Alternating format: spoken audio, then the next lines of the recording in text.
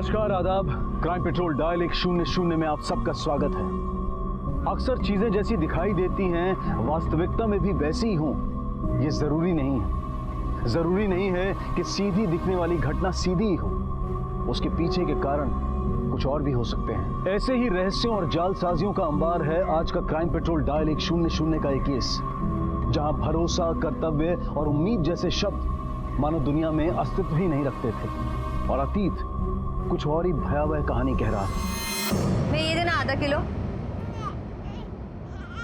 और गोभी कैसे दी? हाँ, हो गया। बच्ची क्यों रो रही है इतनी?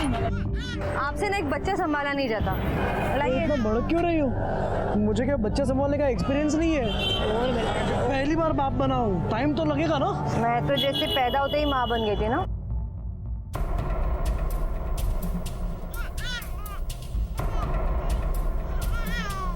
नहीं, ये लो पैसे दो। अरे वहाँ क्या देख रहे हो? पैसे दीपक। हाँ? क्या देख रहे हो? चलो ये लो।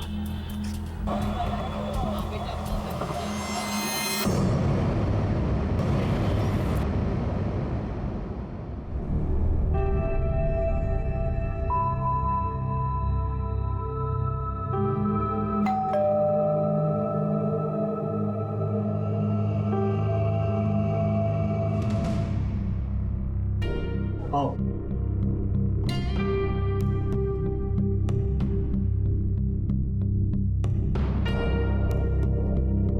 आपने जितना पैसा मांगा मैंने दिया आपको, बस अब मेरा प्रोजेक्ट पास करवा दो आप। समझ लो आपका प्रोजेक्ट पास हो गया, अब आप जाके काम की तैयारी शुरू करो।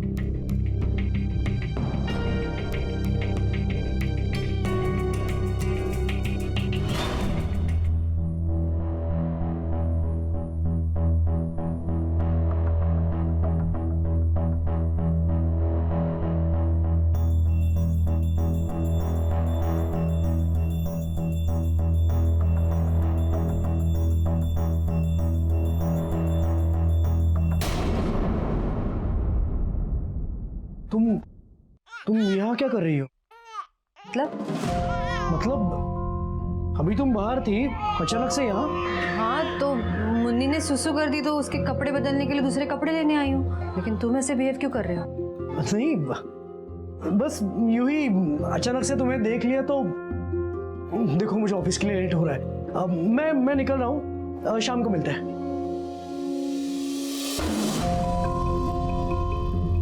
शाम को कहीं बाहर चलते हैं ना, खाना भी बाहर खा लेंगे। ठीक है, मैं ऑफिस से निकलते ही तुम्हें कॉल कर लूंगा, तुम रेडी रहना, पिकअप कर लूंगा।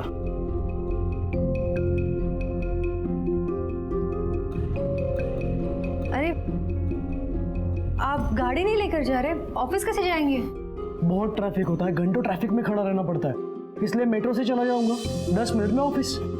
ठीक है, शाम को मिलते हैं। बाय।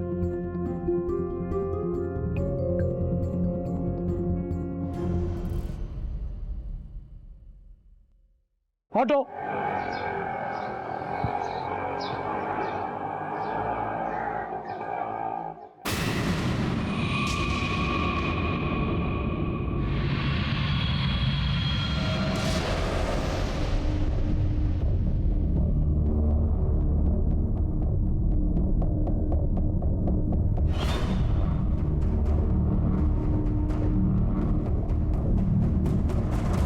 ऑटो।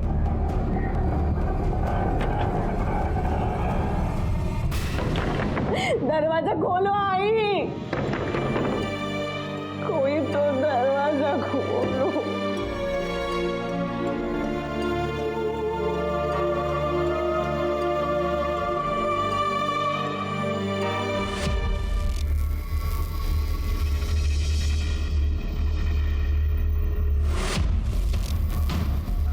ये तेरे लिए नहीं है, तेरा खाना ये है,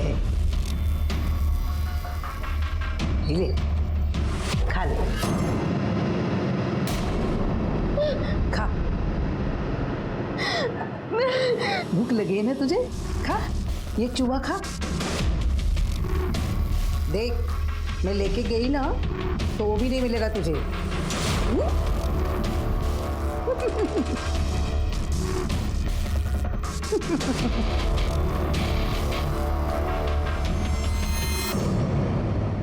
भूखेगी आई।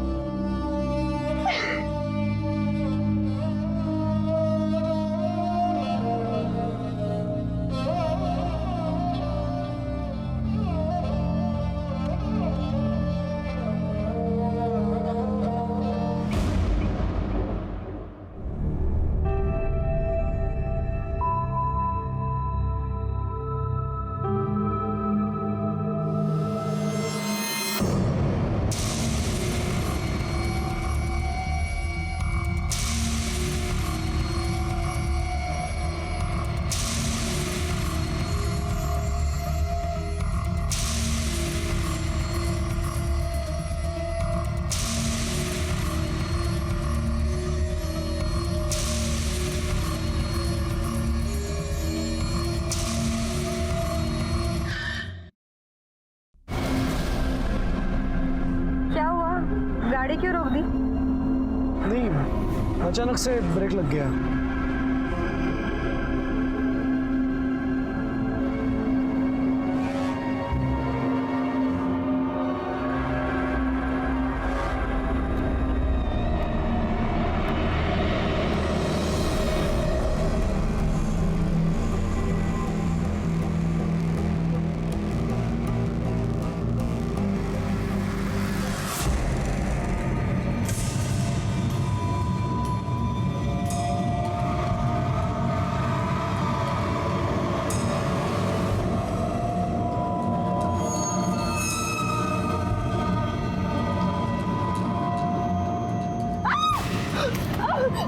छोड़ दो मुझे, कौन है तुम?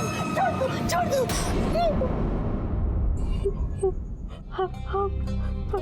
आप कहाँ चले गए थे? आपको पता है माँ जी ने मेरे साथ बहुत। घबराओ मत, मैं हूं ना, तुम टेंशन मत लो, मैं सब कुछ ठीक कर दूंगा। चलो अंदर चलकर बात करें। नहीं, मुझे नहीं जाना, मुझे नहीं जाना। राखी, मैं हूं ना, चलो चलो।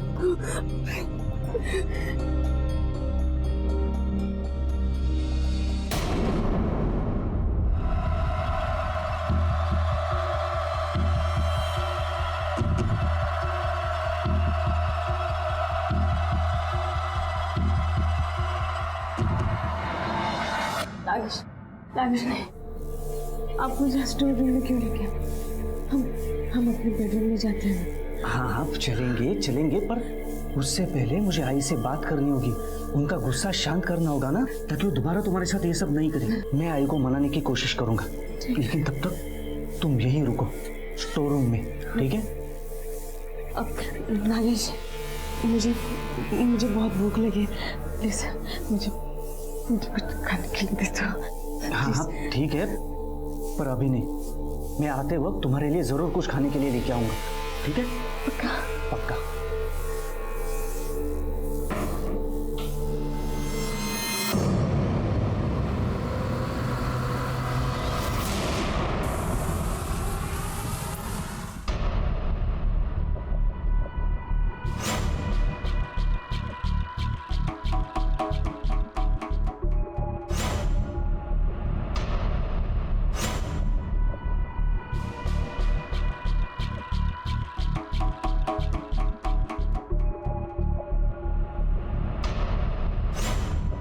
अरे मेरा बच्चा क्या कर रहा है?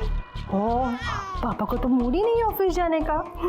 पूछो पापा से, क्या बात है, अब तक आप घर पर ही है? क्या हुआ, क्या सोच रहे हैं? नहीं, कुछ नहीं। देखिए, अगर कोई परेशानी है तो बता दीजिए, बात करने से मन हल्का हो जाता है। बताइए। सुनंदा, कुछ दिनों से मैं नोटिस कर रहा हूँ, 2 लोग मेरा पीछा कर रहे हैं। घर के आसपास भी मैंने उन्हें देखा है।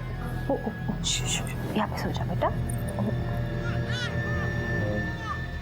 क्या कोई आपका पीछा कर रहा है? हाँ। ऐसे कैसे कोई आपको परेशान कर सकता है? तो कोई आपको परेशान कर रहा है इसलिए आप ऐसे घर में बैठे रहेंगे? हाँ, चलिए आप मेरे साथ, मुझे दिखाइए कौन है वो। चलिए। माँ जी, आप जरा मुन्नी का ध्यान रखना, मैं आती हूँ। चलिए चलिए चलिए, देखते कौन देख रहा है। कहाँ से देख रहा था? हाँ आइए आइए देखते। अरे आइए, कहाँ पे है बताइए, कौन है, कहाँ है?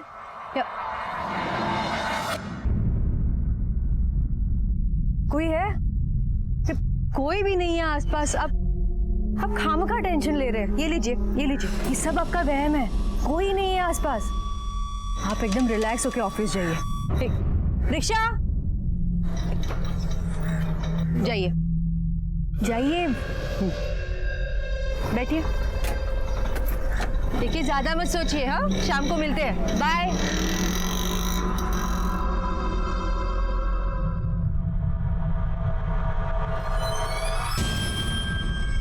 दूसरी तरफ एक रहस्य ये था कि दीपक का पीछा करने वाले वो लोग कौन थे और ऐसा करने के पीछे उनका मकसद क्या था। क्या ये किसी तूफान के आने की कोई आहट थी? क्या दीपक, सुनंदा और राखी का आपस में कोई वास्ता था? और अगर हाँ, तो ये दोनों कहानियां किस तरह से एक दूसरे से जुड़ी हो सकती थी?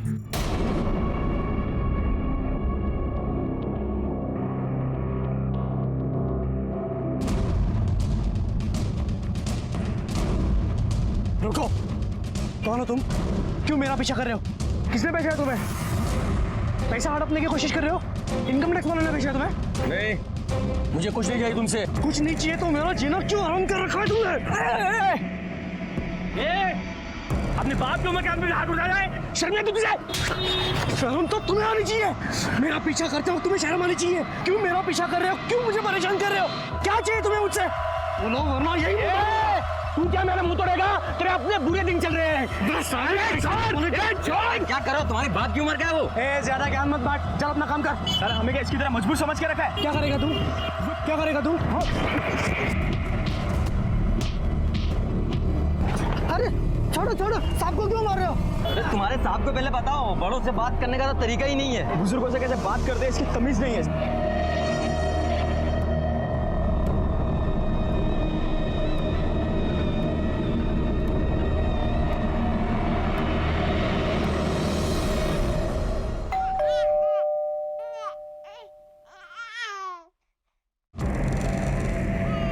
क्या हुआ बेटा? तेरे कपड़े कैसे फट गए? ये क्या हो गया? ये कैसे लग गया? ऐसे ही एक आदमी से टोपी में हो गई। उसने मुझे मारा तो मैंने भी उसे मारा। मतलब अब तुम मवाली लोगों के साथ मवाली बनोगे, सड़क पे मारपीट करोगे? अगर वो मुझ पर हाथ उठाए तो मैं भी उस पर हाथ उठाऊंगा, चाहे कुछ भी हो। देखिए अब दीपक,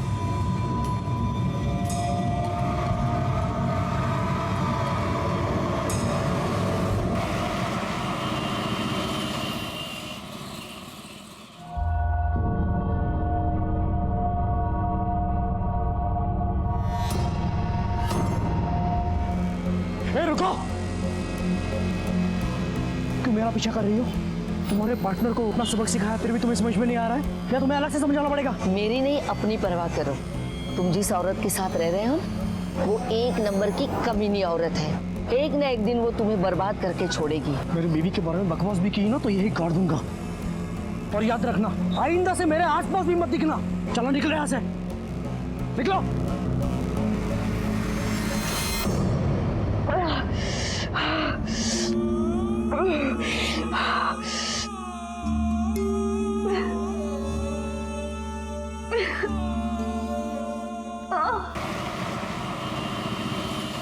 रुको, मैं भी आती तुम्हारे साथ। ये लीजिए माची। क्यों?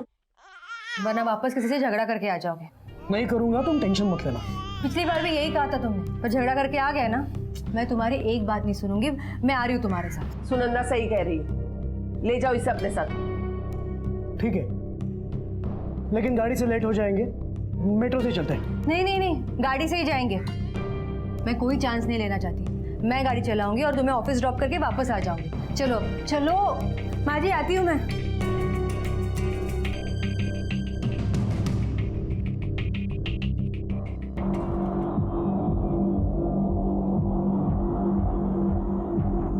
लता, क्या सोच रही हो? क्या करने वाली हो तुम? देखते जाना, आज मैं सारा हिसाब किताब बराबर करके रखूंगी।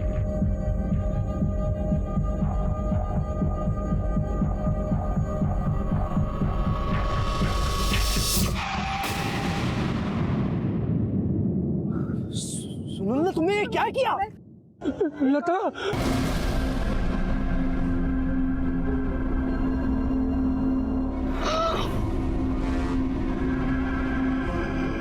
तो वही औरत है जो मेरा पीछा कर रही थी।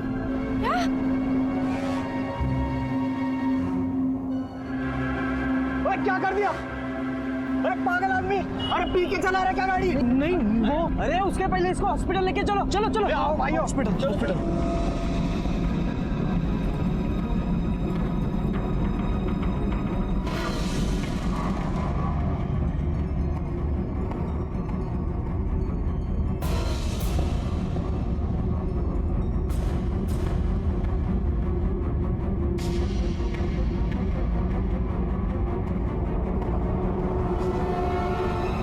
आप लोग जरा प्लीज वेट कीजिए।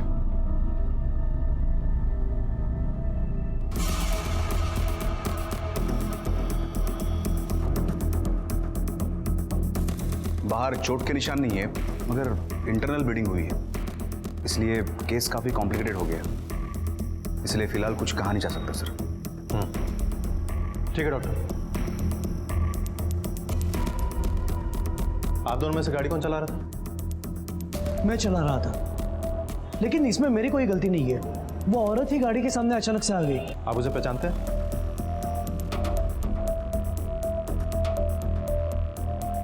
नहीं सर। कहीं ऐसा तो नहीं कि आप नशे में गाड़ी चला रहे थे? नहीं सर, वैसे तो मैं ओकेजनली लेता हूँ, लेकिन दिन के वक्त बिल्कुल नहीं। देखिए आपके कहने से तो हम मान नहीं जाएंगे, आपको ब्लड टेस्ट करवाना पड़ेगा।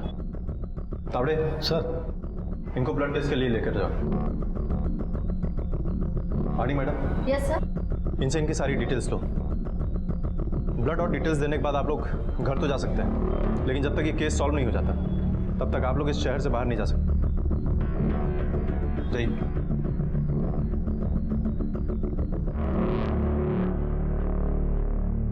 पाटिल सर, जरा एक्सीडेंट स्पॉट पे जाके देखो कि आसपास कोई सीसीटीवी कैमरा है क्या, और आसपास के लोगों से पूछताछ भी करो एग्जैक्टली हुआ क्या है। Okay sir. मेरे बाबू, अभी मम्मा जाएगी मेरे बाबू।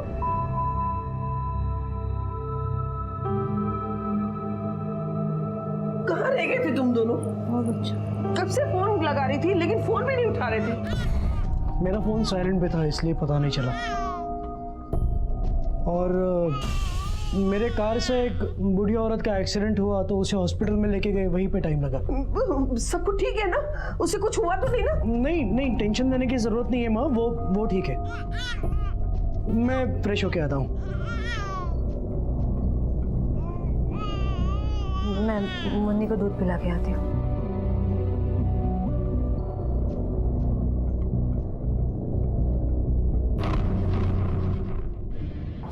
दीपक, तुमने पुलिस को बताया क्यों नहीं कि वो औरत तुम्हें परेशान कर रही थी?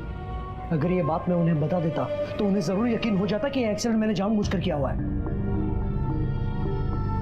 और एक बात, तुमने अगर ब्रेक टाइम पर लगाया होता ना तो ये एक्सीडेंट नहीं होता।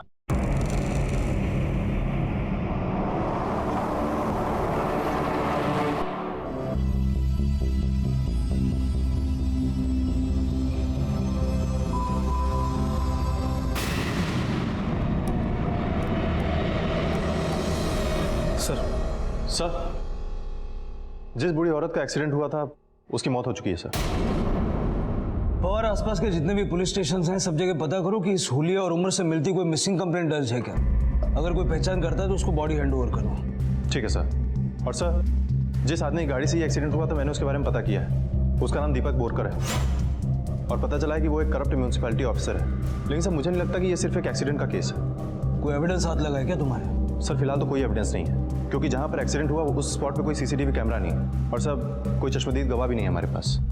फिर तुम्हें क्यों लगता है कि एक्सीडेंट नहीं है? क्योंकि सर जितने कॉन्फिडेंस से उसने एक्सीडेंट वाली बात कही थी, उतने ही लो कॉन्फिडेंस से उसने ये बात कही कि वो उस बूढ़ी औरत को नहीं जानता। और सर बातों ही बातों में उसने अपनी बीवी को लुक दिया था। उसके बाद वो काफ़ी घबराया हुआ था सर मुझे लगता है कि वो हमसे झूठ बोल रहा है, कुछ ना कुछ छुपा रहा है हमसे। तो तुम्हारे कहने का मतलब है कि वो उस बूढ़ी औरत को पहले से जानता था, और ये एक्सीडेंट नहीं था बल्कि एक मर्डर था।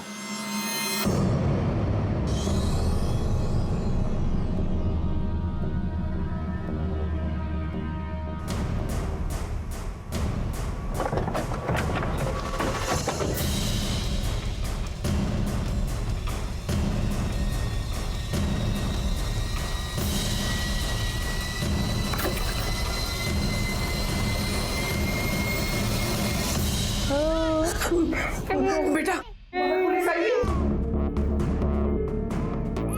तू अच्छा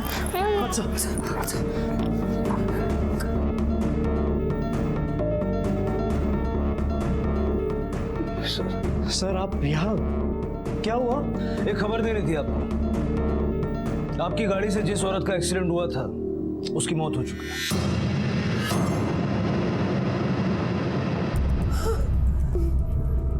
इंस्पेक्टर साहब, इसकी कोई गलती नहीं है, इसने कुछ नहीं किया, इसने जानबूझकर उसे नहीं मारा। देखिए आप शांत हो जाइए। अगर कुछ हुआ है तो इंक्वायरी तो करनी पड़ेगी ना। सबसे पहले तो हमारे लिए उस औरत की पहचान होना जरूरी है। आप वाकई नहीं जानते थे उसको? आइंदा से मेरे आसपास भी मत दिखना। चलो निकलो यहाँ से, निकलो। मैं सच कह रहा हूँ, मुझे कुछ नहीं पता।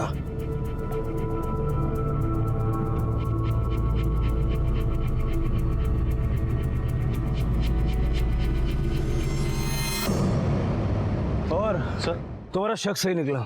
ये कुछ ना कुछ तो छुपा रहा है। सर इसका अल्कोहल टेस्ट तो नेगेटिव निकला है, लेकिन मुझे अब भी ऐसा लगता है कि ये एक्सीडेंट नहीं था। पाटिल सर, उस बुजुर्ग औरत की फोटो लेके इस सारे एरिया में पूछताछ करो। देखो कोई उसे पहचानता है क्या, क्योंकि इस वक्त हमारी पहली प्रायोरिटी उसकी पहचान होना है। और पवार सर, दीपक के ऑफिस के आसपास जितने भी रेस्टोरेंट्स और चाय की टपरियां हैं जरा वहां पूछताछ करो, क्योंकि अगर ये अंडर द टेबल रिश्वत लेता है तो जरूर वहां के किसी रेस्टोरेंट या टपरी का सहारा लेता होगा। पता करो कि वहां किसी ने उस औरत को देखा है क्या। ठीक है सर।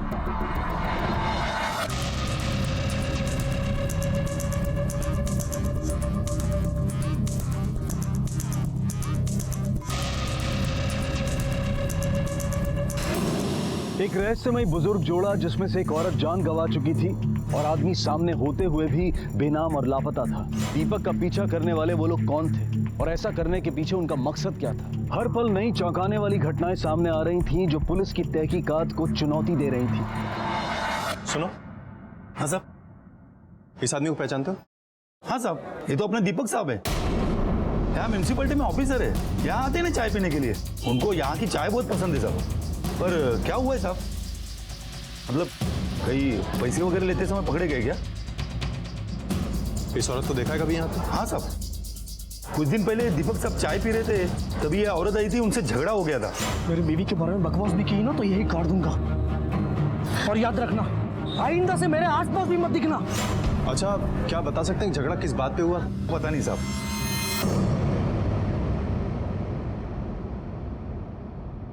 सर आप तो कह रहे थे ना कि रूटीन इंक्वायरी है, तो यहाँ क्यों? क्या हुआ भाई, बहुत घबराए हुए लग रहे हो। आपको पता चल गया क्या कि आपका झूठ पकड़ा गया? झूठ? कैसा झूठ? यही कि आप उस बुजुर्ग औरत को पहले से जानते थे, आपने उसे जान से मारने की धमकी भी दी थी और आखिरकार ये एक्सीडेंट का नाटक करके आपने उसे मार दिया। चल बता, कैसे जानता था तू उससे? क्या रिश्ता था तेरा उसके साथ?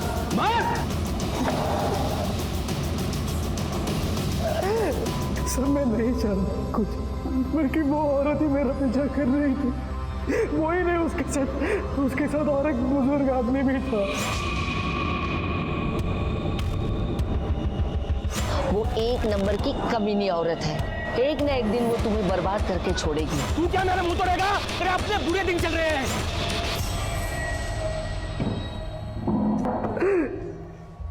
कौन है वो आदमी? सर मैं नहीं जानता, मैंने उन दोनों को पहले कभी नहीं देखा। और एक्सीडेंट मैं कैसे कर सकता हूँ? गाड़ी तो मेरी बीवी। तो फिर हमसे झूठ क्यों बोला? हाँ? वो बीवी को बचाने के लिए मैंने झूठ बोला।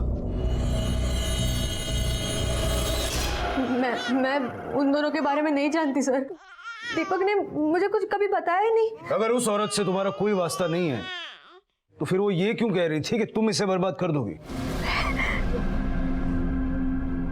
मैं नहीं जानती सर, वो औरत ऐसा क्यों कह रही थी। हम दोनों एक दूसरे के साथ बहुत खुश हैं सर। मैंने दीपक को कभी दुखी नहीं किया। आप चाहिए तो दीपक को पूछ सकते हैं सर, पूछिए। जब एक्सीडेंट हुआ तब गाड़ी तुम चला रही थी?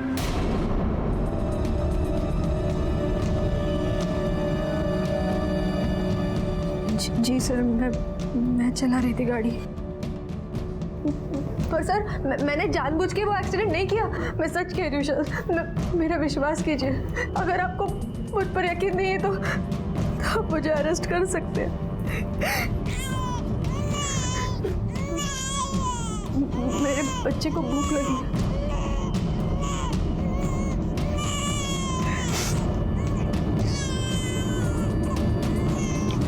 तुम्हें हमारे साथ पुलिस स्टेशन चलना होगा, उस आदमी का स्केच बनवाना।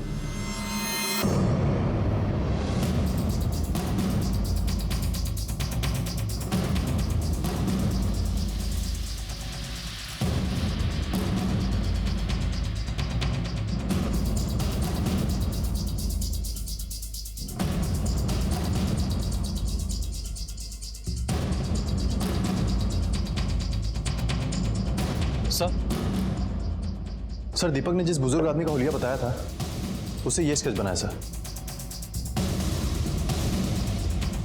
अब दीपक कितना सच बोल रहा है और कितना नहीं, वो तो तभी पता चलेगा जब हमें ये मिल जाएगा। दीपक ने जहां जहां इसको देखा था वहां पूछताछ करो, देखो इसके बारे में कोई क्लू मिलता है तो। ठीक है सर। पुलिस ने दीपक के खिलाफ रोड एक्सीडेंट का केस दर्ज किया, पर क्योंकि दीपक का अल्कोहल टेस्ट नेगेटिव आया था और एक्सीडेंट का कोई चश्मदीद गवाह भी सामने नहीं था, इसलिए दीपक को अपने वकील के जरिए फौरन जमानत भी मिल गई। लेकिन केस अब भी चल रहा है। आई बताओ ना इसका क्या करना है, मुसीबत बन गई ये लड़की। कैसे माँ बाप है इसके, बेटी को छोड़ के गायब हो गई। अब तुझे जो ठीक लगे ना वो कर।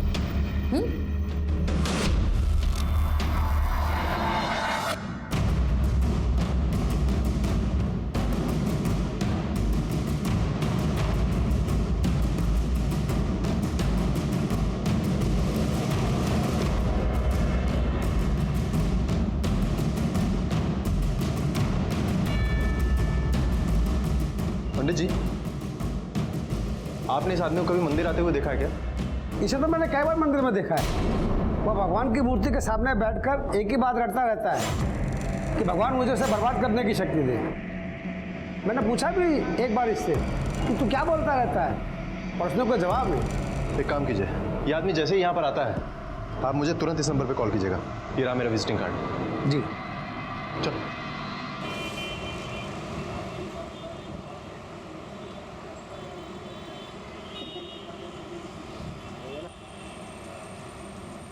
एक बात पूछूं तुमसे, कहीं ये सब तुम मुझसे छुटकारा पाने के लिए तो नहीं कर रहे? ये तुम क्या बकवास कर रही हो? बकवास नहीं कर रही, सिर्फ पूछ रही हूँ। क्योंकि जब पति का मन अपनी बीवी से भर जाता है तो वो बाहर अफेयर करने लगता है, और तुमने तो इससे पहले भी एक बार किया था ना। देखो वो मेरी गलती थी और मैं मान चुका हूँ। इसका मतलब ये नहीं कि वो बातें मुझे हर वक्त सुनाओगी और वही परेशान करोगी। मैं बातें सुना रही हूँ? मैं परेशान कर रही हूँ तुम्हें? शायद तुम भूल गए हो कि मैंने तुम्हारे लिए क्या क्या नहीं किया। याद करो, जब तुम रिश्वत लेते हुए पकड़े गए थे तो मैंने तुम्हारे बॉस के साथ सोकर तुम्हें छुड़वाया था। सब कुछ बताया ना तुम्हें अपने बारे में। मेरे पहले पति ने मुझे कितना परेशान किया, कितना सताया था, सब बताया था तुम्हें मैंने। फिर भी तुम जानबूझ के मुझे इस मुसीबत में फंसाना चाहते हो, है ना? और किस लिए? क्योंकि तुम्हारा बाहर किसी और के साथ अफेयर चल रहा है। सुनंदा, सुनंदा, तुम इतना क्यों सोच रही हो? ये ऐसी घड़ी है जहां हमें एक साथ रहना है। मैं तुमसे बहुत प्यार करता हूं। I love you.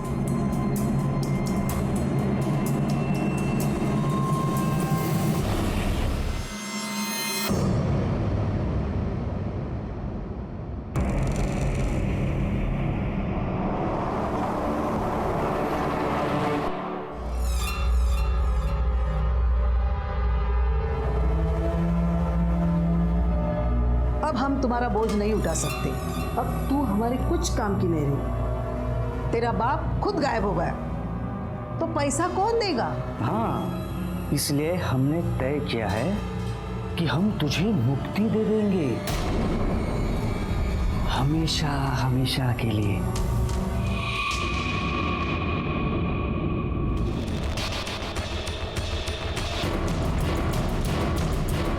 रुक! तेरी माँ को मारा, तुझे जिंदा नहीं छोड़ूंगा मैं।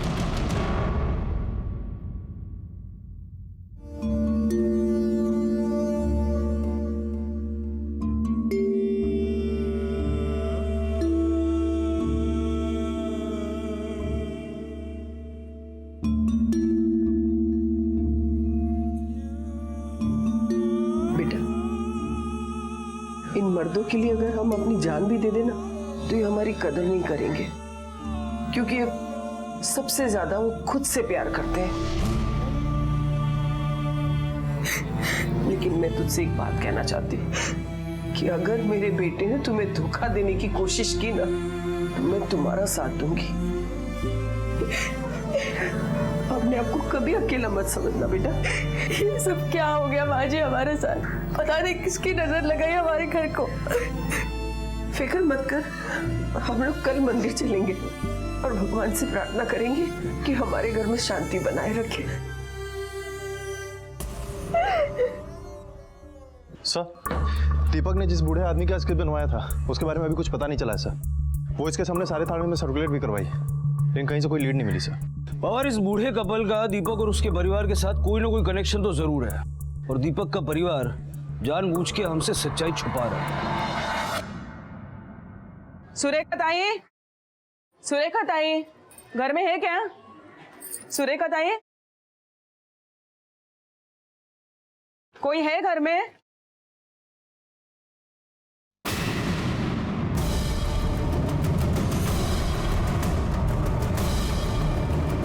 अरे कौन है?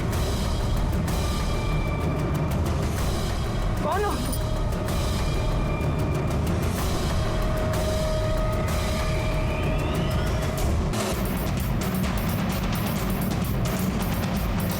चला बाजूला हो, बाजूला हटिए आप लोग, पीछे हटिए।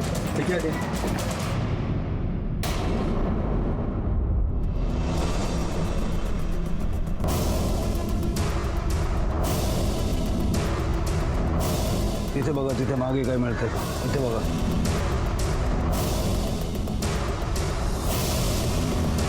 सर, इसके हाथ की नस कटी हुई है, लेकिन आसपास कहीं भी खून के निशान नहीं है। लेकिन ये देखिए सर, लगता है इसका गला घोंट कर मारा गया है, क्योंकि गले पे ये निशान है।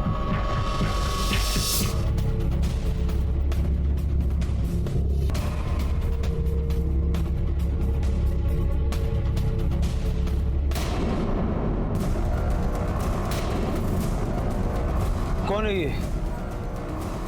नहीं पता। आपके घर के कंपाउंड में एक लड़की की लाश मिलती है, आप वाकई में इसको जानते नहीं हैं? सच में नहीं जानते हम।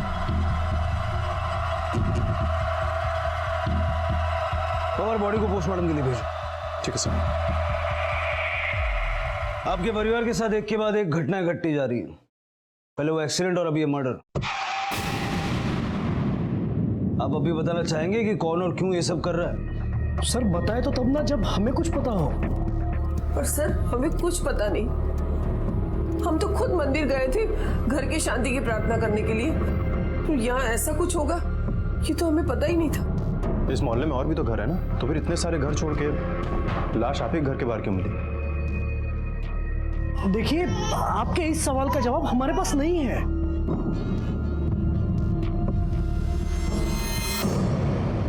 दीपक और सुनंदा अपनी खुशहाल जिंदगी में अचानक आए इस भूकंप से उभर भी नहीं पाए थे कि एक और हादसा हुआ।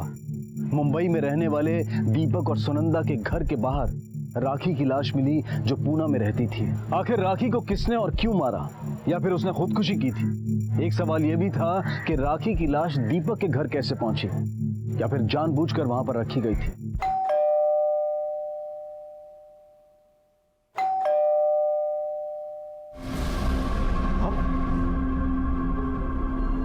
हमें आपके घर की तलाशी लेनी है। तलाशी? तलाशी आप ऐसा कैसे ले सकते हो? तलाशी आप बिना सर्च वारंट के आपको तलाशी ले ही नहीं। दिखाओ पवार, सर्च वारंट दिखाओ।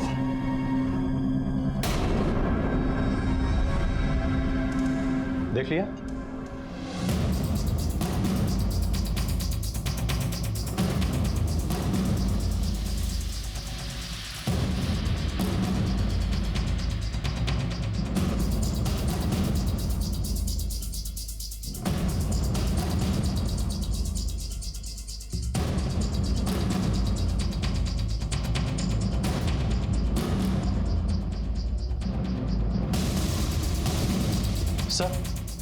सर ये देखिए, बाथरूम से हमें ये फ्लैट के पेपर्स, ये चाबी और ये इतने ढेर सारे पैसे मिले।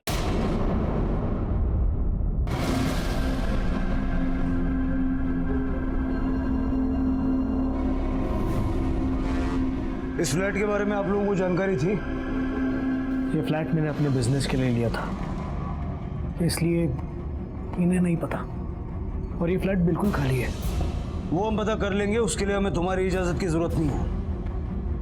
लेकिन एक बात याद रखना, ये फ्लैट और ये पैसे, इन दोनों का हिसाब देना होगा तुम्हें कोर्ट में। और उस लड़की की फोटो महाराष्ट्र के सारे न्यूज़पेपर्स में छपवा दो, हो सकता है कोई पहचानने वाला मिल जाए। ठीक है सर। तुम सचमुच नहीं जानते उस लड़की को जिसकी लाश मिली थी, या तो हमसे कुछ छुपा रहे हो? नहीं। और फ्लैट, उस फ्लैट के बारे में भी कुछ नहीं जानते तुम? मुझे सब समझ में आ गया, तुम्हारा उस लड़की के साथ अफेयर चल रहा था और तुमने वो फ्लैट उस लड़की के लिए ही लिया था, है ना? तुम दोनों मुझे पागल कर दोगे। तुम्हें मुझ पर विश्वास ही नहीं है तो मैं कुछ नहीं कर सकता।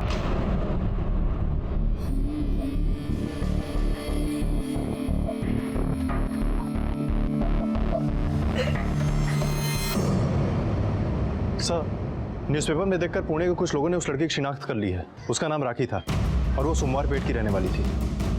पुणे में रहने वाली लड़की की लाश मुंबई में दीपक के घर के कंपाउंड में मिलती है। तो और ये केस कॉम्प्लिकेटेड होता जा रहा है, हमें एक टीम को पुणे भेजना होगा। सर,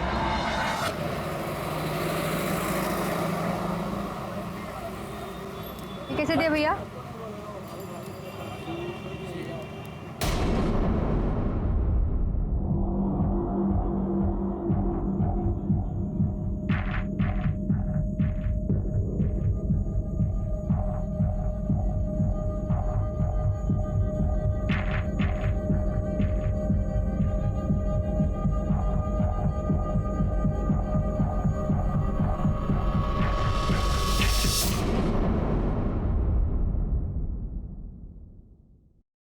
ये क्या बैग क्यों पैक कर रही हो?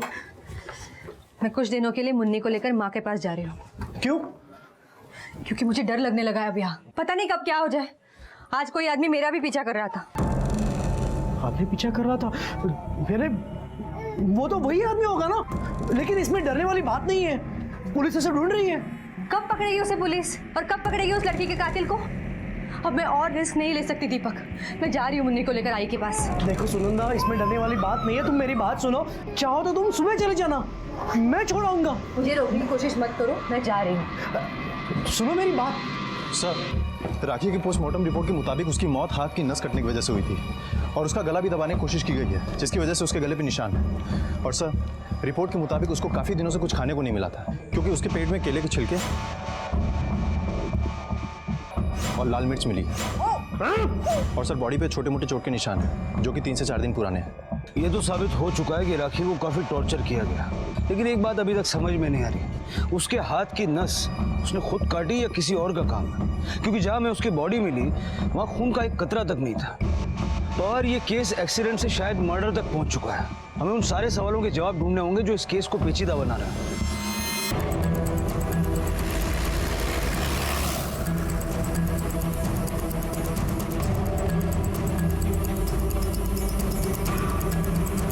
और सभी वही आदमी है जिसने न्यूज़पेपर में फोटो देखकर राखी को पहचाना था। अच्छा अच्छा, ये राखी रहती कहाँ थी? सर, उस घर में सर।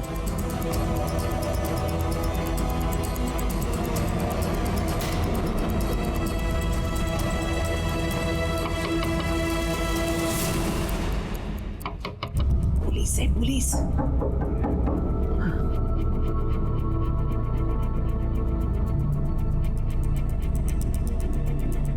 जी, हमें आपसे कुछ बात करनी है। आइए। हमें आपकी बहू राखी के बारे में एक इन्फॉर्मेशन देनी है। उसकी मौत हो चुकी है। क्या? जी। अब ये मर्डर है या उसने सुसाइड किया है, ये बात अभी तक कंफर्म नहीं हुई। अरे देवा, ये क्या हो गया? मेरा दिल घबरा रहा था, जरूर कुछ ना कुछ होगा। चली गई। देखिए, उसकी मौत से पहले उसके साथ काफी टॉर्चर हुआ है। काफी दिनों से उसे कुछ खाने को नहीं मिला था। क्या बात कर रहे हैं साहब? साहब, वो बहुत बीमार थी, मैंने अपने हाथों से उसका खाना खिलाया। भूख लगी है ना तुझे? खा, ये चूहा खा। लेकिन खाने में से उसका मन ही उड़ गया और ये ऐसा हो गया। ये आपके सर पे चोट कैसे लगी?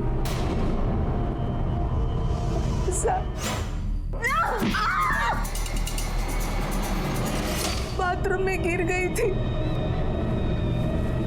इसने चोट लगी।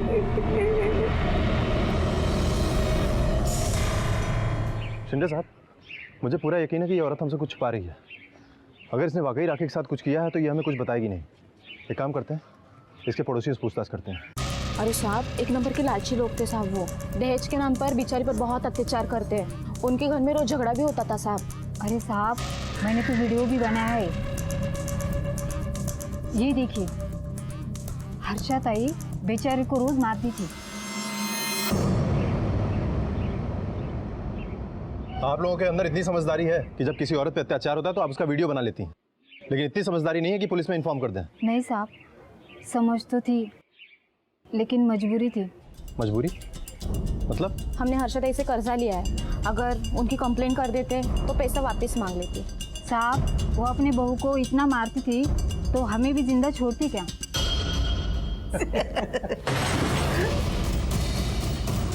ये देखो,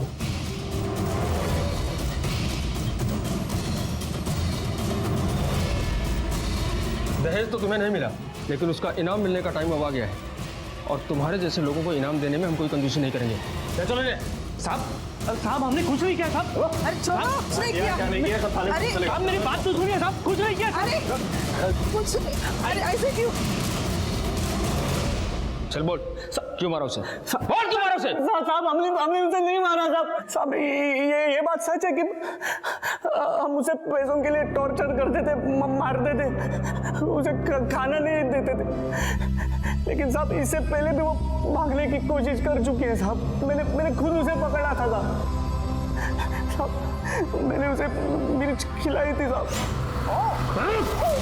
लेकिन जिस दिन हमें पता चला कि वो हमारे किसी काम की नहीं है, तब हमने सोचा कि उससे छुटकारा पाते हैं साहब। इसके पहले कि हम उसे कुछ कर पाए, वो खुद भाग गई थी साहब। अभी आपसे ही पता चला कि वो मर गई साहब। पाटिल सर, इस आदमी को पहचानते हो? नहीं साहब। ये दोनों खुद को बचाने के लिए अभी भी झूठ बोल रहे हैं। मैंने अपने करियर में से बहुत कमीने देखे हैं। हम इनसे भी राखी के खून का सच उगलवा लेंगे। शिंदे साहब, अगर इन लोगों ने वाकई में राखी का खून किया होता तो वो उसकी लाश को पुणे में ही कहीं ठिकाना लगा देते। पुणे से उसकी लाश को मुंबई में ले जाके दीपक के घर के कंपाउंड में रखना, इतना बड़ा रिस्क नहीं लेते वो। आपका मतलब है कि वो इनके टॉर्चर से बचकर भागी थी और शायद किसी और ने खून कर दिया? शायद, हाँ। लेकिन आखिर वो कौन हो सकता है जिसने राखी का खून किया?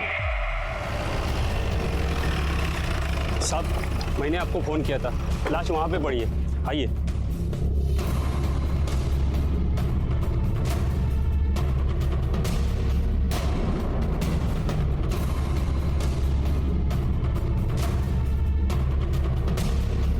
देशमुख, बॉडी पूरी तरह से जल चुकी है। इसे इसलिए जलाया गया होगा ताकि इसकी पहचान ना हो सके।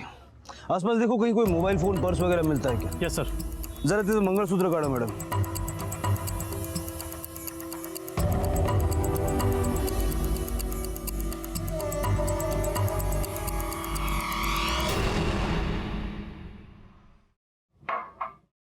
सुनंदा को फोन किया, वो ठीक से पहुंच गई? कल रात फोन किया था, तब वो उसके माँ के घर पहुंचने वाली थी। उसके बाद मैंने फोन किया, लेकिन उसका फोन स्विच ऑफ आ रहा था। इसका मतलब तूने सुबह से एक भी फोन नहीं किया? कम से कम फोन करके पूछना तो चाहिए वो ठीक से पहुंची या नहीं। हर वक्त नहीं कि उसे फोन करूं, वो नहीं फोन कर सकती। हर बात में अपनी मर्दानगी को बीच में मत लाया कर। फोन करके पूछो, कर फोन।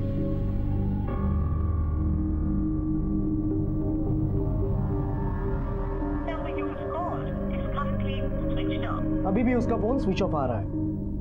हाँ तो ठीक है ना, उसके घर लैंडलाइन पे फोन करके पूछ।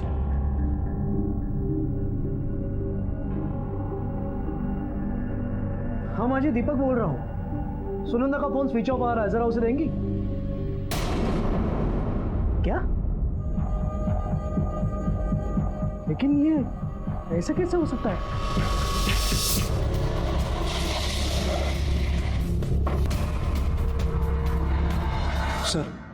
सर सुनंदा और मेरी बच्ची कल रात से गायब है।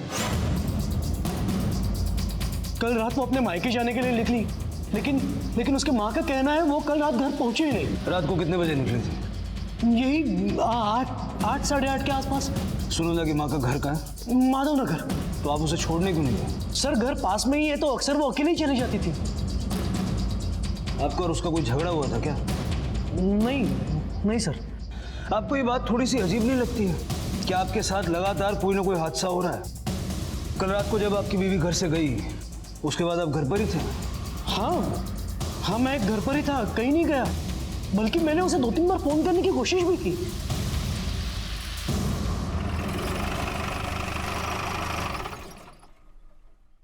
उसका फोन बंद आ रहा था। आपको पता था कि सुनंदा आपके पास आ रही है? जी हाँ, उसने फोन करके मुझे बताया था। तो जब सुनंदा आपके पास नहीं पहुंची तो आपको नहीं लगा कि दीपक को फोन करके पूछना चाहिए कि सुनंदा क्यों नहीं पहुंची? साहब मैं उसका यहाँ घर पर इंतजार कर रही थी। वैसे भी मेरी तबीयत ठीक नहीं थी, मैंने दवाइयाँ ले रखी थी जिसकी वजह से मुझे बहुत गहरी नींद आ गई थी। लेकिन जब सुबह आँख खुली तो मैंने उसे तुरंत फोन लगाया, लेकिन उसका फोन बंद आ रहा था। साहब मेरी बच्ची कहाँ चली गई होगी, आप उन्हें ढूंढ दीजिए। देखिए आप घबराइए मत, उन्हें ढूंढने की हम पूरी कोशिश करेंगे। सर, सहकारवाड़ी में जिस लड़की की जली हुई लाश हमें मिली थी, ये रही उसकी पोस्टमार्टम रिपोर्ट। और रिपोर्ट के मुताबिक उस लड़की की मौत सर पर किसी भारी चीज से वार करने और काफी खून बह जाने की वजह से हुई है। एक बात और सर, लड़की को मारने के बाद उसकी लाश को जलाया गया है।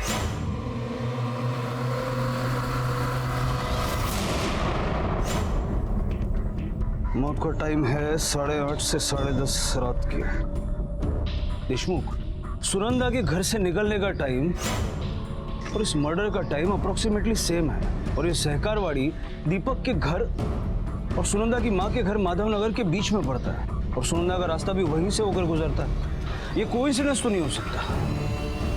कहीं ऐसा तो नहीं कि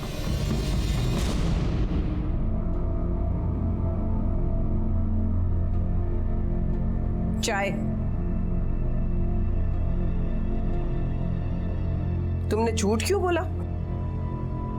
कौन सा झूठ? मैंने तुम्हें देखा है सुनंदा के घर के बाहर जाते ही तुम भी उसके पीछे बाहर निकले थे। वो तो मैं बस यूं ही टहलने के लिए गया था और 10 मिनट के बाद वापस भी आया।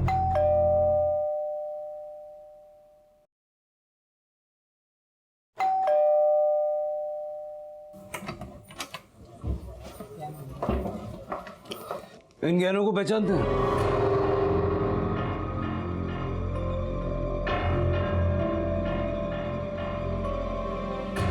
ये तो सुनंदा के गहने हैं।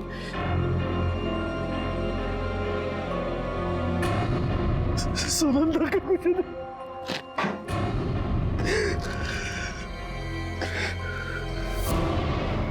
मेरा बच्चा भी उसी के साथ था। हाँ, मेरा बच्चा भी उसी के साथ था। कहाँ है वो? उसके बारे में अभी कुछ कह नहीं सकते, लेकिन हम उसे ढूंढने की पूरी कोशिश कर रहे हैं। एक बात समझ में नहीं आती, ये सारी मौतें आपके आसपास ही क्यों हो रही? आपका कहना है कि ये सब मैं कर रहा हूं या मेरी वजह से हो रहा है ये? देखिए, हम पहले से ही बहुत परेशान हैं और आप यहाँ आकर हमें और परेशान मत कीजिए।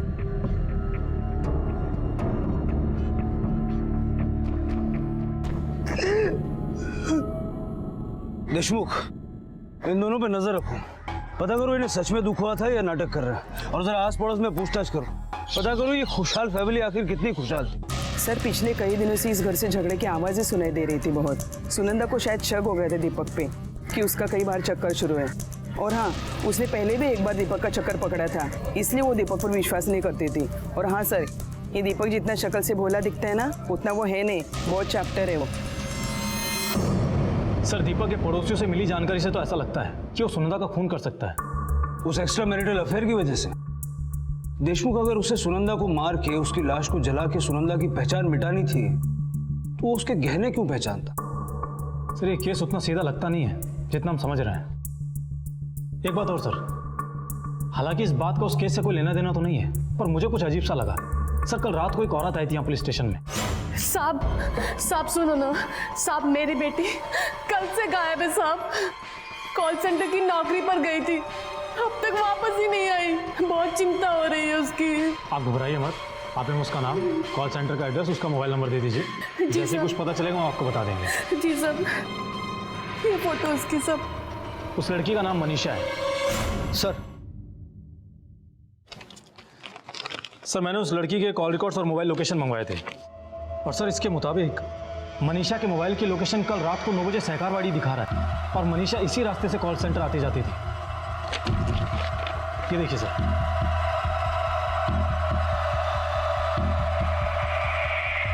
पहले एक बुजुर्ग औरत की मौत, फिर राखी की मौत, और उसके बाद सुनंदा के कत्ल से होता हुआ ये केस अब मनीषा की गुमशुदगी तक आ पहुंचा था।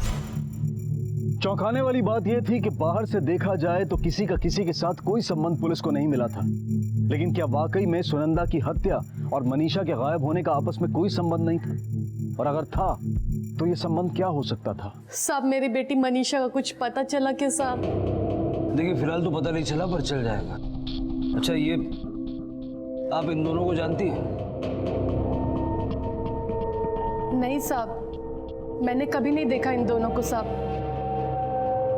शायद मनीषा जानती हूँ, उसके दोस्त वगैरह हों। नहीं साहब, मनीषा के सभी दोस्तों को मैं अच्छे से जानती हूँ साहब। इन दोनों को तो पहले कभी नहीं देखा साहब। कौन है साहब ये दोनों?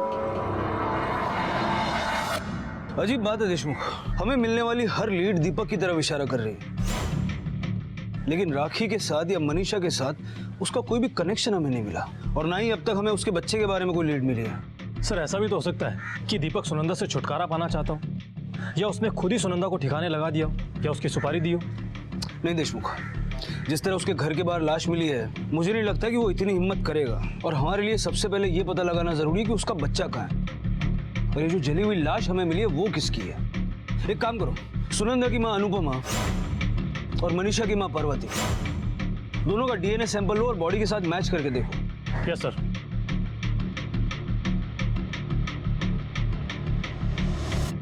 पवार, राखी के बारे में और कोई इन्फॉर्मेशन मिली? राखी के घर वाले कहाँ हैं? वो औरंगाबाद में रहते। फैमिली में कौन कौन है उसके? माँ बाप है, सुधाकर मोहिते और गिरीश मोहिते, और उसका एक भाई भी है, राजेश मोहिते। राखी के घर वालों ने कभी उसका हालचाल लेने की कोशिश नहीं की? कैसी है, किस हाल में है? नहीं साहब, वो खुद ही 2 साल से गायब है। हम उन्हें पैसों के लिए फ़ोन करते थे, मगर उन्होंने कभी जवाब नहीं दिया, और बाद में वो भी गायब हुए। हमें राखी के घर वालों का एड्रेस चाहिए। हाँ साहब।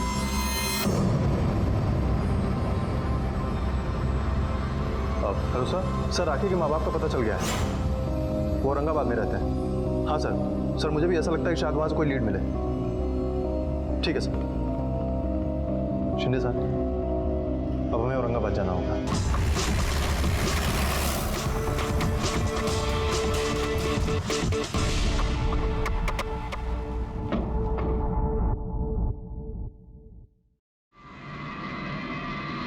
ये मकान तो यही है, लेकिन यहाँ तो ताला लगा हुआ है। पाटिल सर, एक काम करते हैं, आस पड़ोस में पूछताछ करते हैं।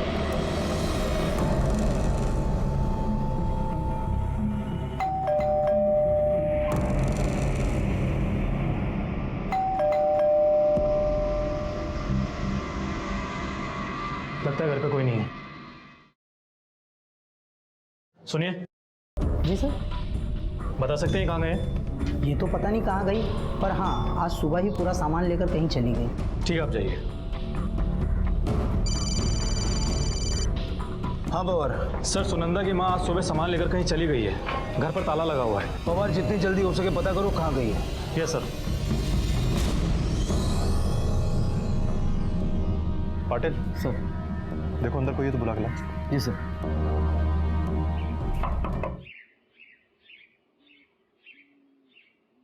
जी बोलिए, हमारे साहब आपसे बात करना चाहते हैं।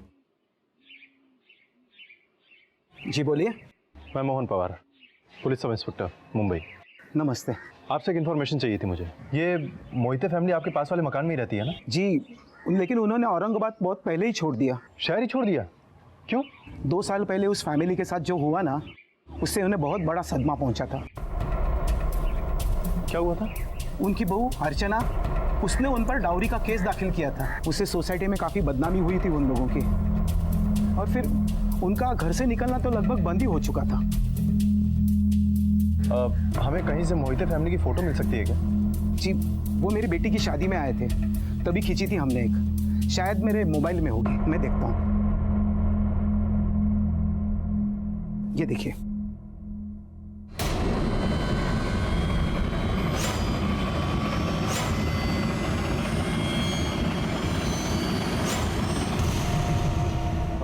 क्या आप हमें अपनी बेटी की शादी की एल्बम दिखा सकते हैं? जी, वो मेरे घर पर ही है।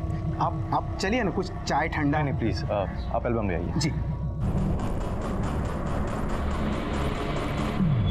अतीत में कुछ राज खोले थे जिससे पुलिस की तहकीकात को एक दिशा मिलने लगी थी, उनकी उम्मीद बढ़ी थी।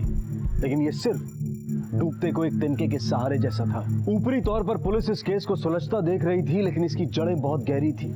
समय बीतता जा रहा था और न जाने अभी कितने और चौंका देने वाले सच सामने आने बाकी थे। सर, मनीषा की मां पार्वती की डीएनए रिपोर्ट आ गई है और रिपोर्ट के मुताबिक पार्वती का डीएनए उस जली हुई लाश से मैच करता है।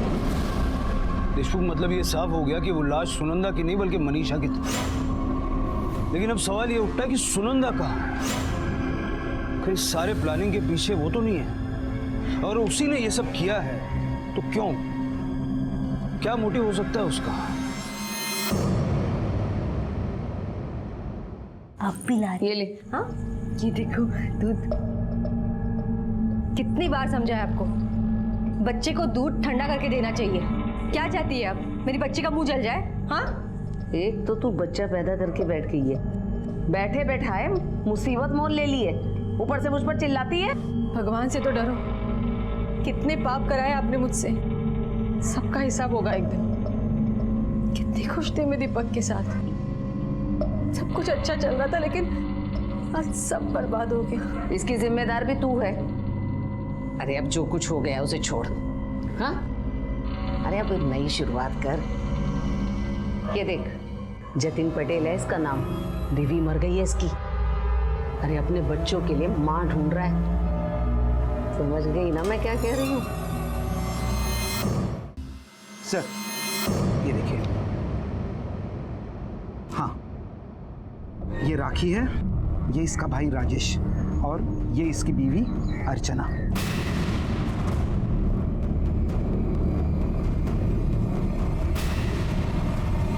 मतलब सुनंदा राखी की भाभी है? मैं इसकी एक फोटो ले सकता हूँ? जी।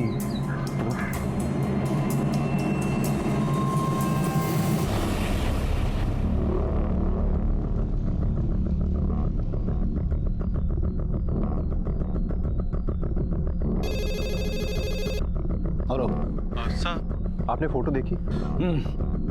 अब समझ में आ रहा है कि उसने राखी की लाश और अपने सास ससुर को क्यों नहीं पहचाना।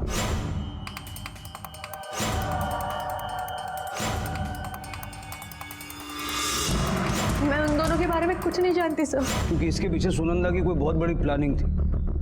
मुझे लगता है शायद इन सारे मामलों का राज सुनंदा के अतीत में छिपा है, और उसके अतीत तक पहुंचने के लिए हमें राजेश तक पहुंचना होगा।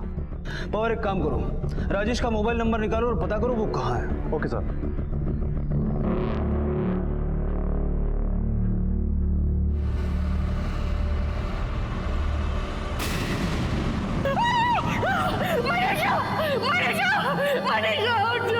नहीं साहब, ये मेरी बेटी नहीं है। मेरी बेटी तो बहुत सुंदर थी साहब। साहब, ये मेरी बेटी नहीं है।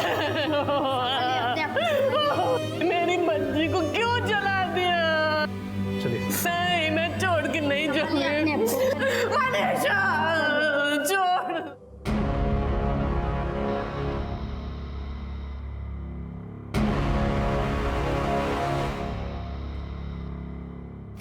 खुश रहो बेटा। ये मेरी बेटी सुवर्णा, और सुवर्णा ये है जतिन। हाय।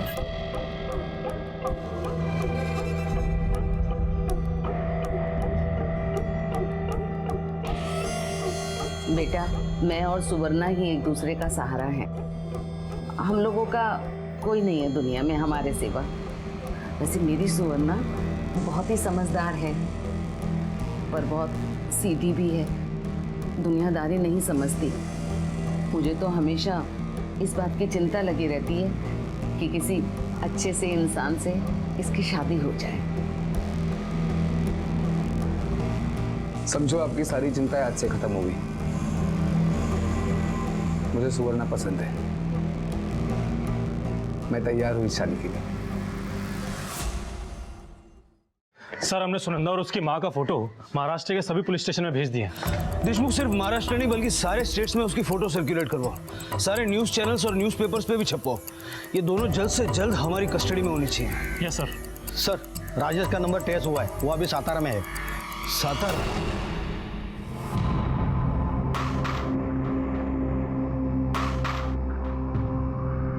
जतिन से शादी होने के बाद इस बच्ची का क्या करना है, कुछ सोचा है?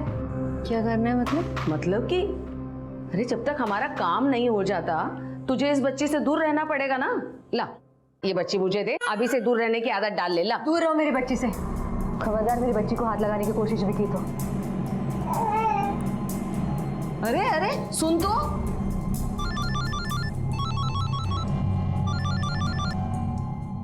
जय श्री कृष्ण माँ जी, जतिन बोल रहा हूँ। सुवर्णा से बात हो सकती है? सुवर्णा बेटा, सुवर्णा तो नहाने गई हुई है। एक बहुत अच्छी खबर थी, सोचा था सबसे पहले सुवर्णा को बोल दूं। उसे कहना कि मेरी पंडित जी से बात हो गई है, उन्होंने दिसंबर की तारीख निकाली है। बहुत अच्छा मुहूर्त है, कह रहे थे सालों बाद ऐसा मुहूर्त मिलता है। अरे बेटा, इतना लेट शादी करने की क्या जरूरत है? इंसान अच्छा मिलना चाहिए। मैं तो सोच रही हूँ कि अगले महीने ही शादी हो जाए ताकि मैं आराम से गंगा नहा लूं। ठीक है, मैं एक बार फिर से पंडित जी से बात करके देखता हूँ। हाँ। अच्छा, जय श्री कृष्ण।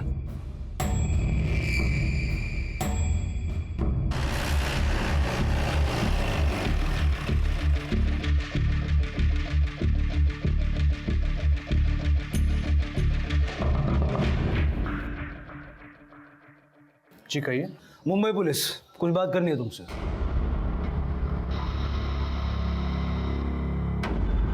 अरे वाह, आप भी यही हैं? आपको तो हम कब से ढूंढ रहे हैं। चलिए अच्छा है, पहले आपके बेटे से बात करते हैं, फिर आपसे बात करते हैं।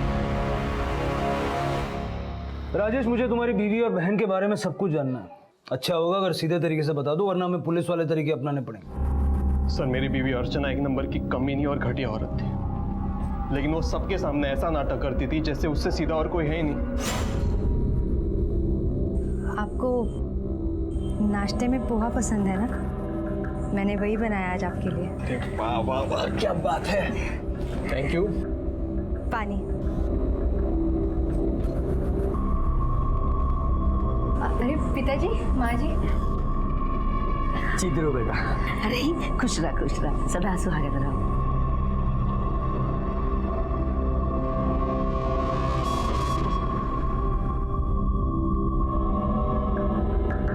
अरे माँ जी, ये क्या कर रही है आप? दीजिए, मैं करती हूँ। अरे नहीं, मैं कर लूंगी, जाओ तुम जाके आराम करो। मेरे होते हुए आप कैसे काम कर सकती है? मुझे बिल्कुल पसंद नहीं आएगा।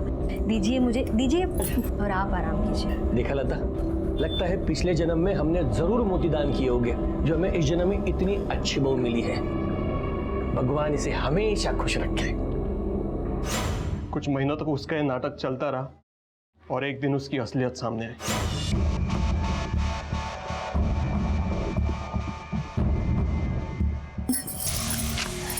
क्या कर रही हो ये? कुछ नहीं, वो एक सोने का हार बहुत सुंदर सा था, पसंद आया था, वो लेने के लिए पैसे ले रही थी। अच्छा, ये पैसे गोल्ड के नेकलेस के लिए नहीं रखे, इमरजेंसी के लिए रखे। इन्हें गलती से भी खर्च मत करना। बजोड़ो।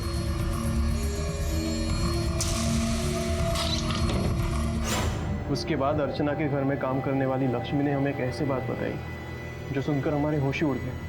क्या बताया उसने? सर, मैंने जब अर्चना को रंगे हाथ पकड़ा था, तब उसके बाद उसने उसकी माँ के साथ मिलकर हमें फंसाने का प्लान बनाया। लेकिन मुझे नहीं लगता कि हम राजेश से पैसे निकाल पाएंगे। ये नहीं हो सकता।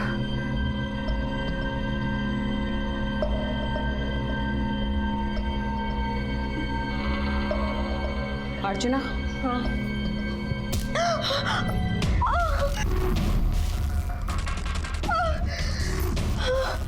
जब भी सीधी उंगली से नहीं निकलता तो उंगली टेढ़ी करनी पड़ती है। अरे राजेश क्या, उसका तो बाप भी देगा पैसे, समझी ना?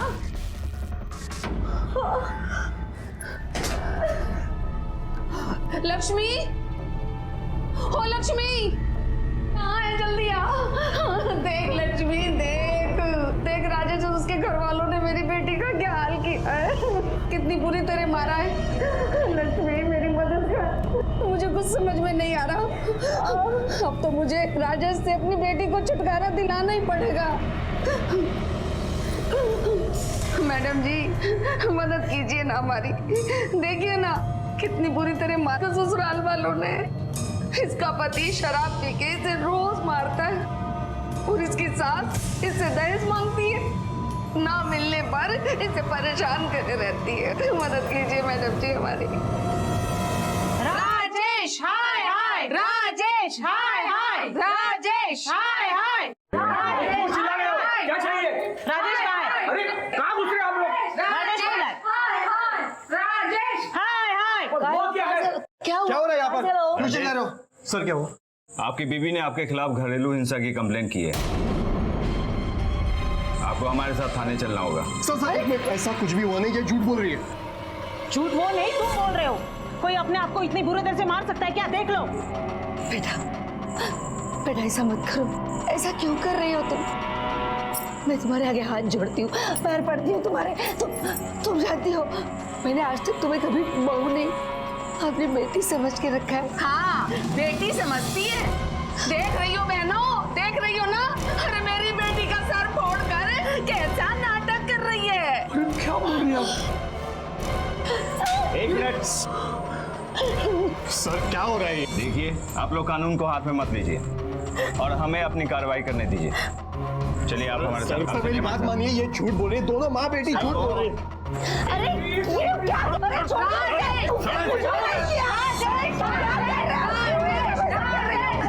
ऐसा क्यों किया तूने बेटा? राजेश तुम भी काहीतरी करा ना।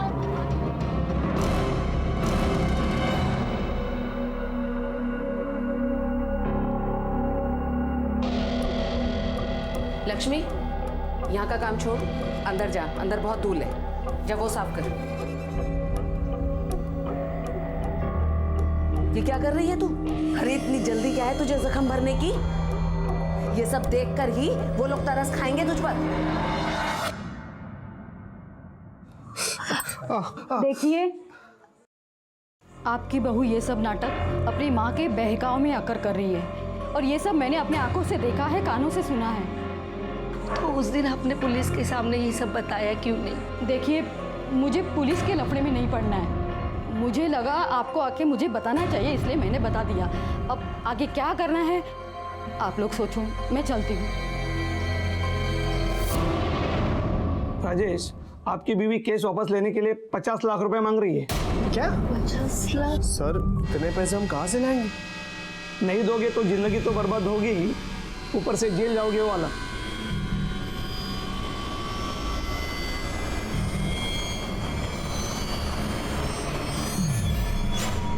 पैसा देने के बाद भी उन्होंने केस वापस नहीं लिया। फिर कुछ दिन बाद अर्चना और उसकी माँ कहीं गायब हो गई। औरंगाबाद में हमारी इतनी बदनामी हो चुकी थी कि हमें वो शहर ही छोड़ना पड़ा। सर मैं सब कुछ भूलना चाहता था, एक नई जिंदगी की शुरुआत करना चाहता था, लेकिन आई बाबा का अर्चना के ऊपर का गुस्सा ही कम नहीं हो रहा। फिर एक दिन हमारे किसी रिश्तेदार ने कहा कि अर्चना मुंबई में, और वहाँ उसने दूसरी शादी कर ली।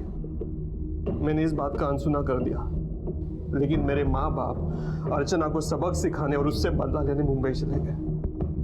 अर्चना को फंसाने के लिए जानबूझकर मेरी आई उसके गाड़ी के सामने आ गई, जहाँ उनकी मौत हो गई। और कुछ दिन बाद पता चला कि अर्चना की भी मौत हो गई। और फिर मेरे बाबा भागकर मेरे पास आ गए। और राखी के साथ क्या हुआ? सर हमें पता था उसका पति और सास उसको दहेज के लिए बहुत परेशान कर रहे हैं। दादा प्लीज मुझे यहाँ से ले चलो दादा। दादा ये लोग मुझसे दिन रात पैसे मांगते हैं। दादा इन्हें और दहेज चाहिए। जैसे ही इंतजाम हो जाएगा मैं सारे पैसे दे दूंगा उनको, फिर कोई तुझे कुछ नहीं कहेगा। दादा प्लीज मुझे यहाँ से ले चलो दादा, नहीं तो मैं खुद भाग जाऊंगी दादा। फिर भागेगी? यहाँ से भागेगी तू? हेलो हेलो हेलो राखी। भागने की जरा भी कोशिश की ना तो तेरी ऐसी बदनामी करूंगी ना कि तुझे और तेरे परिवार के पास मरने के अलावा कोई भी चारा नहीं बचेगा, समझे?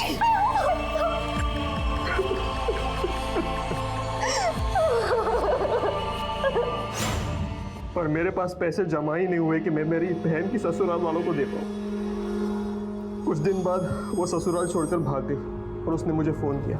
मैंने उसे कहा कि तू आई बाबा के पास जा मुंबई में, और फिर वो आई बाबा के पास चली गई। इसका मतलब कि मरने से पहले राखी तुम्हारे पास थी, बोझ लगने लगी तो मार दिया? नहीं साहब, मैंने उसे नहीं मारा। हाँ, मेरे घर पे आई थी, लेकिन उस वक्त उसकी माँ के एक्सीडेंट की वजह से मैं पूरी तरह टूट चुका था। देखो बेटा, मेरी बात मान, तू अपने ससुराल वापस चली जा। नहीं बाबा, मैं और उस नरक में नहीं जाऊंगी बाबा। राखी मेरी बात मानो। नहीं बाबा। राखी राखी, आपने अपनी पत्नी के एक्सीडेंट के बारे में उसे बताया था? नहीं सर, वो पहले बहुत टूट चुकी थी। मैं उसे और दुखी करना नहीं चाहता था। दुखी नहीं देख सकते थे इसलिए मार दिया? नहीं सर, मैंने उसे नहीं मारा। राखी राखी, दरवाजा खोलो। राखी राखी देख, राखी राखी बेटा दरवाजा खोलो। राखी दरवाजा खोलो। देखो, हम लोग कुछ ना कुछ रास्ता निकालेंगे। राखी मेरी बात सुनो। राखी दरवाजा खोलो। राखी नहीं बाबा, अब आप नहीं, मैं रास्ता निकालूंगी। अब अपनों को भी मैं बोझ लगने लगी हूँ, वो भी मुझे अपना नहीं चाहते। अब मैं किसी पे बोझ नहीं बनूंगी। जब उसकी आवाज आनी बंद हो गई तो मैं दरवाजा तोड़कर अंदर चला गया और मैंने देखा कि उसने अपने हाथ की नस काट ली थी और अपनी जान ले ली थी। राखी राखी बेटा, अभी मुझे अस्पताल से एक वार्ड बॉय का फोन आया। हेलो, मैंने एक वार्ड बॉय को पैसे दे रखे थे लता की हालत बताने के लिए। उसने बताया कि लता मर चुकी है। मुझे अर्चना पे बहुत गुस्सा आया साहब, उसी की वजह से हुआ था। मैंने सोचा कि अब उसे सबक सिखा कर ही रहूंगा। ये रुको, ये रुको। अरे अंकल, क्या हुआ? अरे कुछ नहीं, बीमार थी, थोड़ी सी बेहोश जैसी हो गई है। हाँ, चलो रुको रुको रुको रुको, ये रुको रुको। डॉक्टर का घर आ गया। बस बस दे बेटा, डॉक्टर का घर आ गया। हाँ हाँ, हम लोग उतर रहे हैं अभी। भाई साहब, ये लो बस, बाकी रख लो। हाँ, मैं उतर जाता हूँ।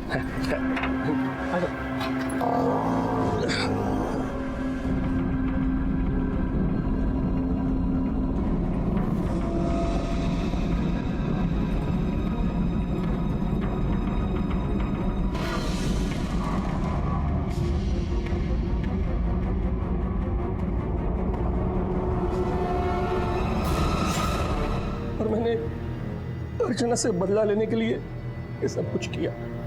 वजह कोई भी हो, क्राइम क्राइम होता है। किसी को आत्महत्या करने के लिए मजबूर करना, सबूतों को मिटा देना, पुलिस को गुमराह करना, ये सब क्राइम है और इसके लिए सजा तो बहुत नहीं बड़ी। चल चलिए madam. Deshmukh. Yes sir. Rakhi का केस तो सॉल्व हो गया। अब हमें सुनंदा को जल्द से जल्द पकड़ना हो, क्योंकि वो अब भी एक क्रिमिनल है और मनीषा का कातिल भी अब तक पकड़ा नहीं गया। Yes sir. पर आखिरकार पुलिस ने राखी की मौत की गुत्थी सुलझा ही ली। अब अगली चुनौती ये थी कि सुनंदा, उसकी बच्ची और अनुपमा कहाँ थे, और क्या मनीषा के कत्ल से इनका कोई ताल्लुक था या नहीं, और अगर था तो क्या मकसद हो सकता था इस कत्ल का।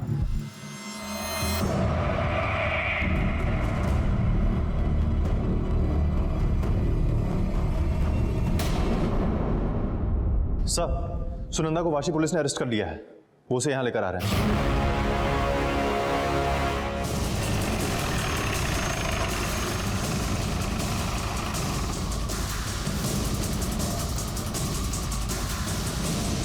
वाशी पुलिस को फोन आपने किया था? जी सर, ये मेरे घर पैसे मांगने आई थी, लेकिन प्लीज मुझे पैसों की बहुत जरूरत है। मैं हाथ जोड़ती हूँ तुम्हारे सामने, प्लीज मुझे पैसे दे दो। अगर तुम मुझे पैसे नहीं दोगे तो वो डायन मेरे बच्चे को मार डालेगी। प्लीज मुझे पैसे दे दो, प्लीज। ये क्या? ये क्या कर रहे हो तुम? क्या है ये सब? और तुम्हारा बच्चा? इन्हें नहीं पता था सर कि मेरी एक बच्ची भी है। लेकिन तुम्हारी माँ अपनी ही नातिन को क्यों मारेगी? वो मेरी माँ नहीं है सर, वो सास है मेरी। 16 साल पहले उसके बेटे के साथ मेरी शादी हो गई थी। शादी के कुछ दिनों बाद एक कार एक्सीडेंट में मेरे पति की मौत हो गई। मेरी सास उसकी मौत के लिए मुझे ही जिम्मेदार ठहराती थी और उस गिल्ट में मैं मेरे सास के हाथ की कठपुतली बन गई सर। वो मेरी शादी कराती थी और वहां से पैसे चुराकर हम कहीं और भाग जाते थे सर। पर मैं दीपक से सच में प्यार करती थी। हमारे एक बच्ची भी है और उसी बच्चे को मेरी सास लेकर भाग गई है सर। बस अब बहुत हो गया। मैं जतिन से पैसा मांगने नहीं जाऊंगी। तुम चाहे जो कर लो, मैं नहीं जाऊंगी। तू तो सर के बल चलकर जाएगी। अरे बच्चा मुझे दे। अरे क्या कर रहे हो माँ जी?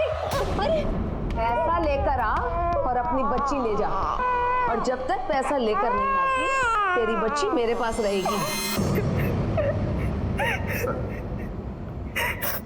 जब इसने ये सब मुझे बताया तो मुझे लगा कि मुझे पुलिस को फोन करना चाहिए। अगर ये उस औरत के साथ होती तो मुझे फोन करने नहीं देती। मुझे लगता है ये सच बोल रही है सर। इसकी बच्ची को ढूंढिए प्लीज।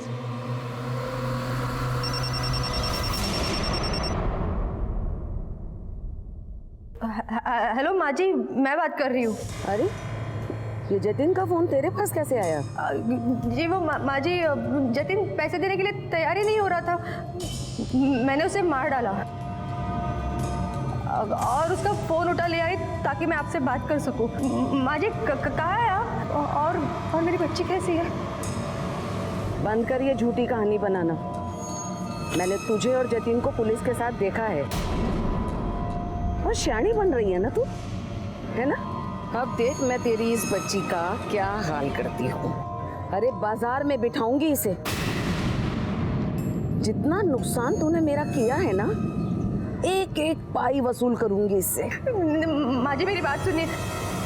हेलो हेलो माँ जी मेरी बच्ची। माँ जी देशमुख, इसका मोबाइल ट्रैकिंग पे डालो। Yes sir.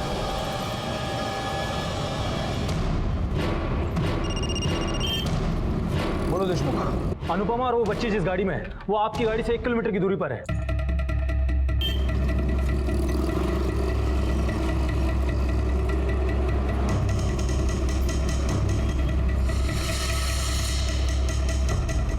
सर 500 मीटर की दूरी पर है वो गाड़ी।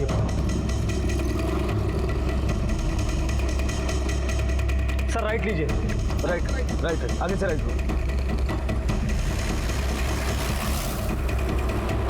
Sir first left.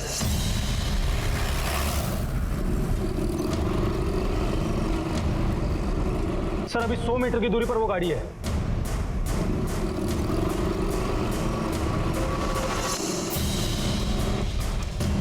Sir 20 metre की दूरी पर आपकी गाड़ी के सामने जो गाड़ी है उसी में ही अनुपमा और वो बच्ची है।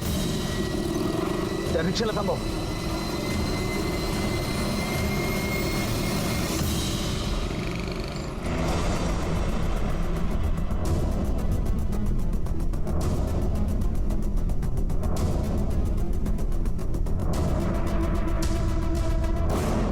बाकी सारे सवाल तो हल हो चुके हैं। अब तू बस ये बता, मनीषा को क्यों मारा? आराम से बता देगी तो अच्छा होगा। जब सुनंदा ने मुझे बताया कि राजेश की फैमिली हमारा पीछा कर रही है तो हमने भागने का फैसला किया। हम किसी दूसरी जगह जाकर नए सिरे से शुरुआत करना चाहते थे और उसके लिए सुनंदा को मारने का नाटक करना जरूरी था। इसीलिए मैंने कॉल सेंटर में काम करने वाली एक लड़की पर नजर रखी और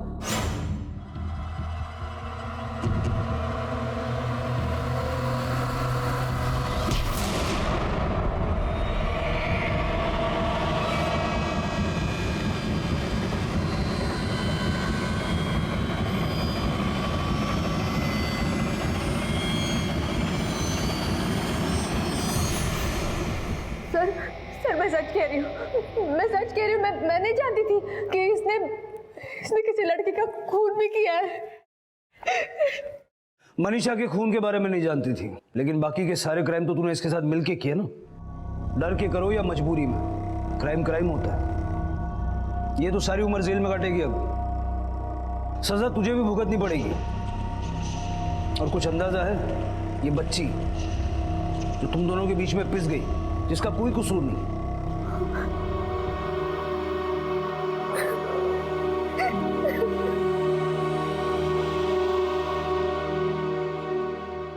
सुनंदा पर अनुपमा का जालसाजी में साथ देने के लिए, अनुपमा पर जालसाजी और हत्या के लिए, सुधाकर पर पुलिस को गुमराह करने के लिए और दीपक पर रिश्वत और आय से ज्यादा संपत्ति के केस में मुकदमा चल रहा है। दहेज लेना और देना दोनों कानूनन जुर्म है।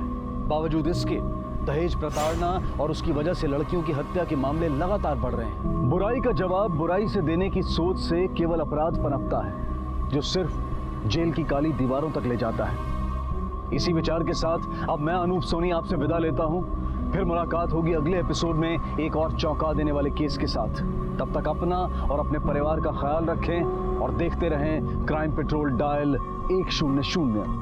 सबक एक को सीख हम सबको। जय हिंद। क्राइम पेट्रोल के ऐसे ही मजेदार एपिसोड्स देखने के लिए हमारे चैनल को सब्सक्राइब करें